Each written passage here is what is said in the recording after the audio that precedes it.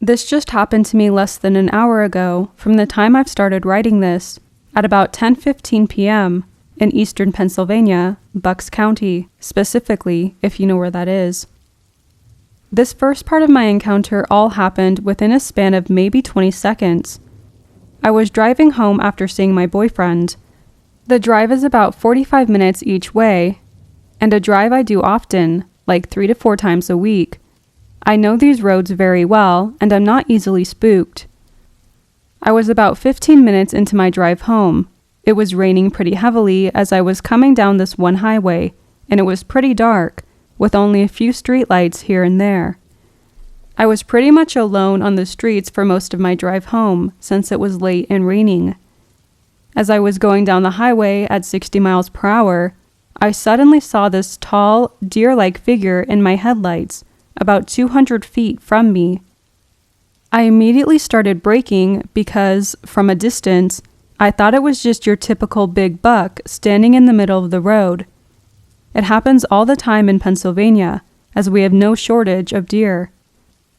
But as I was approaching closer to this deer, I see that it's freakishly tall and very slender.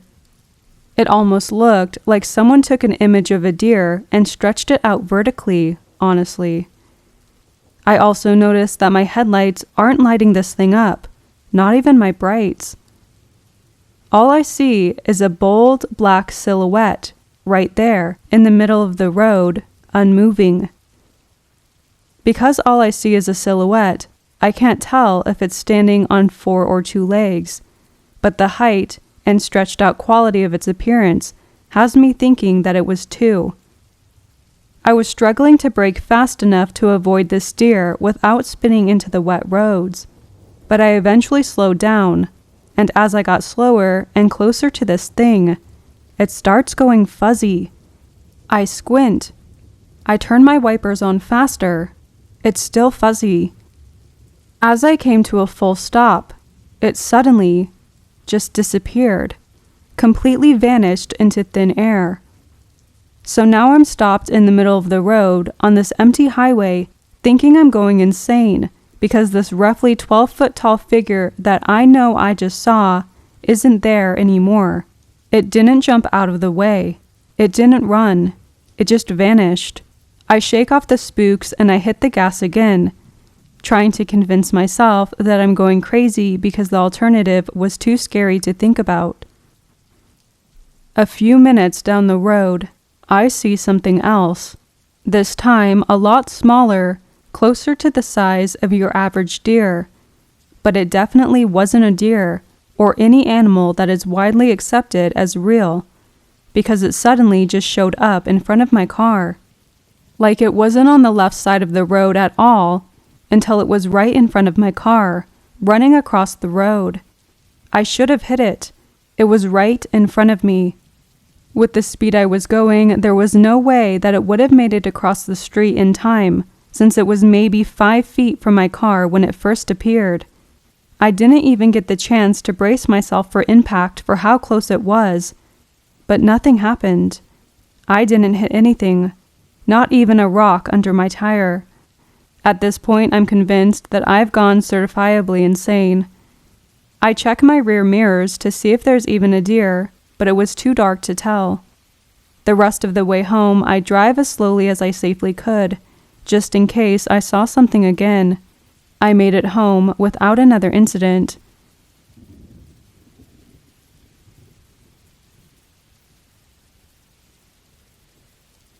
My father and uncle are about 2 years apart in age. They lived in Navajo Mountain in the 1980s. My dad was 10 to 12 and my uncle younger. As it goes, they were always outside riding bikes with their friends, natives of the reservation.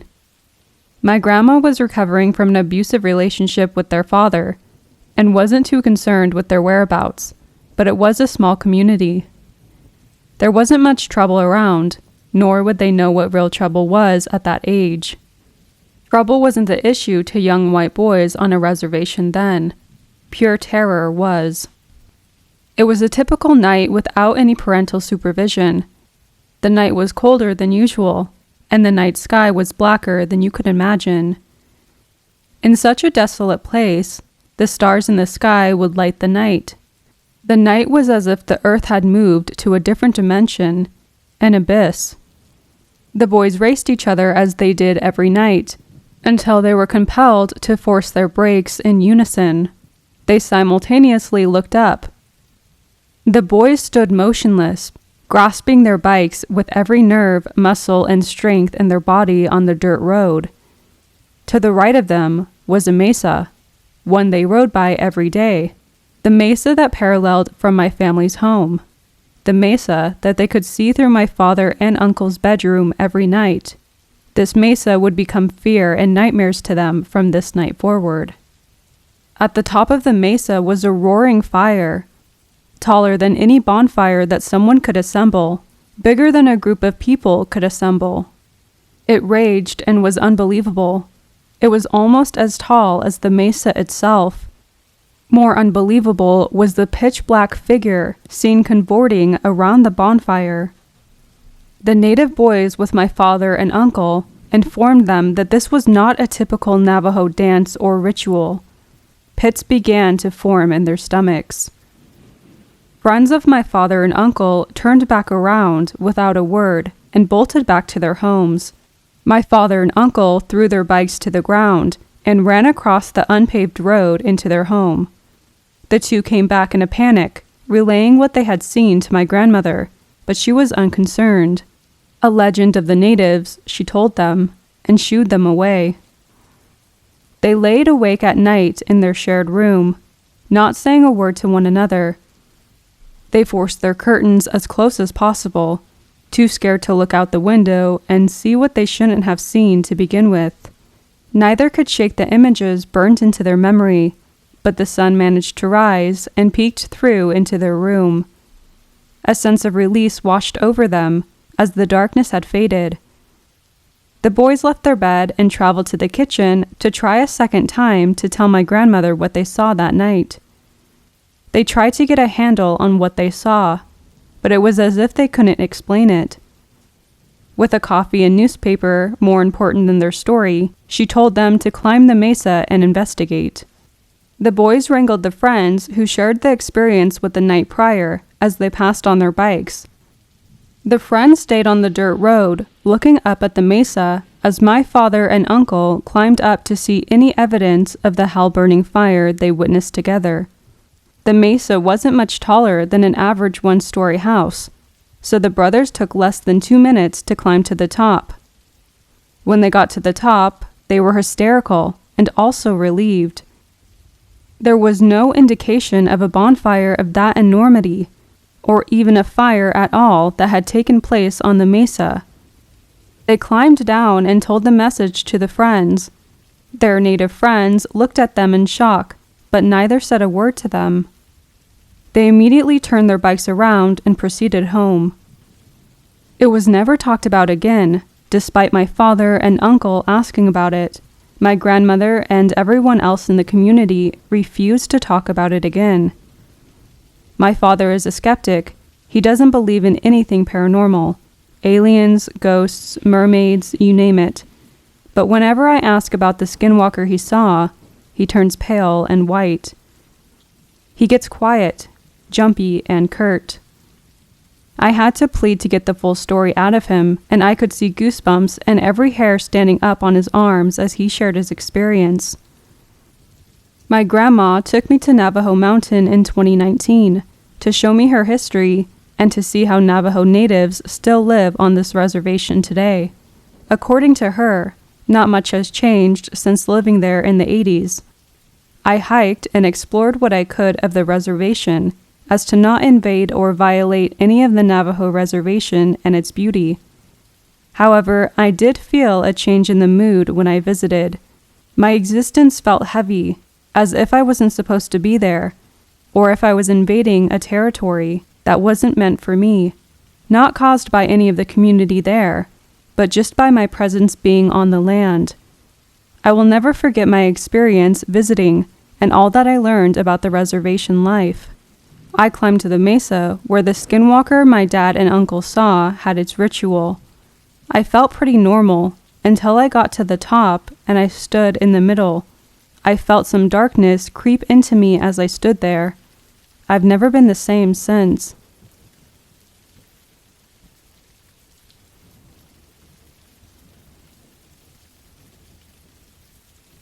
This happened a couple hours prior to when I'm writing this. A buddy of mine had met me at McDonald's for dinner tonight. Normally, we'd hit Waffle House, but it was already packed. We started talking about dumb stuff we did as kids, and it eventually became creepy stuff we saw as kids.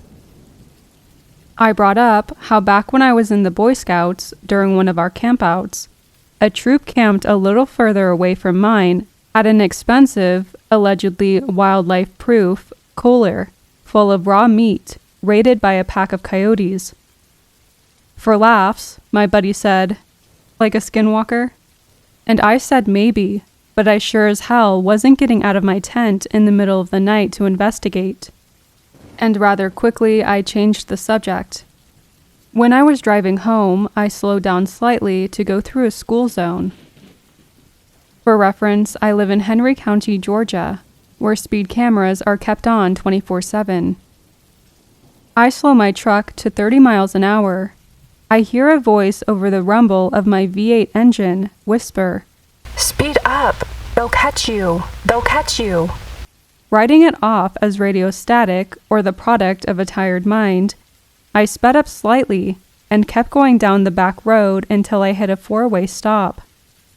And then I saw it. A massive dog-like dark cloud with glowing greenish blue eyes. They looked like a cat's eyes when a flashlight is shown on them. It was huge. Its shoulders easily could have matched the height of my truck bed, and it was barreling towards me, dangerously close to tail-grabbing my ass Smokey Bear style. The air inside my cab went cold, despite the closed windows and running heater, and I noticed water vapor exit my mouth. Needless to say, I gunned it and nearly flipped my truck going 95 miles an hour the whole way home.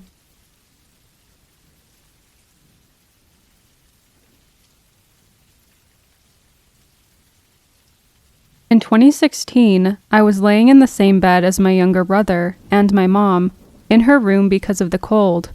Both of them had went to sleep while I stayed up reading. The only light sources were my bedside lamp and a crystal rock lamp in an empty brother's room across from us.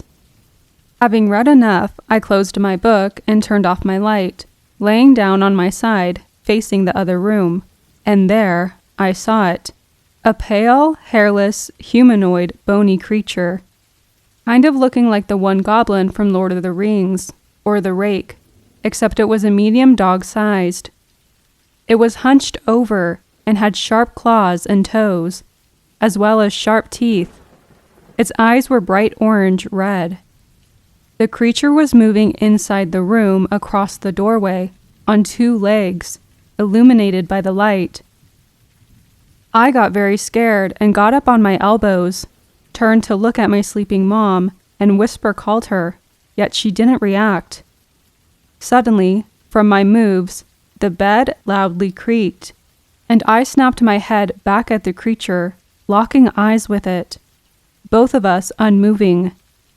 I blinked and looked at my mom again, calling for her, and when I faced the room again, the creature was gone, yet the image of his sharp bright eyes stayed in my mind. Moving forward a year later, I was watching a movie with my brother in my mom's bedroom, and we heard a crash in his room's walk-in closet. I decided to investigate what could have fallen. As I was walking to the closet, I saw a flash of white move quickly across it, the thing being a white bony leg disappearing into a dark corner. When I moved closer, I didn't find anything, and nothing was out of place. Years later, I'm still wondering what it was, and I've had a few nightmares about it.